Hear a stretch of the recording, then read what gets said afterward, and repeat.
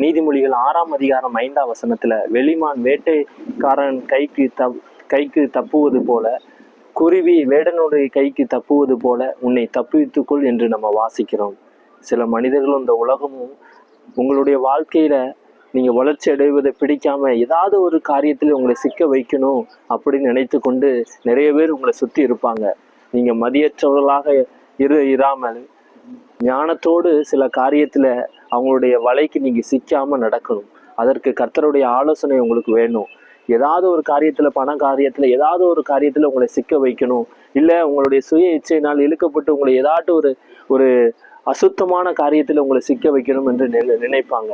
அந்த காரியத்துல சத்ருவும் மனிதரும் ஒன்றாக உங்களுக்கு எதிர்த்து நிற்கும் போது நீங்க கர்த்தருடைய ஆலோசனை கேட்டு அந்த வலையில சிக்காம உங்க குடும்பத்தின் ஆசீர்வாதத்துக்காக நீங்க அந்த காரியத்துல சிக்காம கர்த்தருடைய வார்த்தையை கீழ்ப்படிந்து நீங்க நடக்கும்போது நிச்சயம் உங்களை கர்த்தர் தப்பித்துக் கொள்வார்.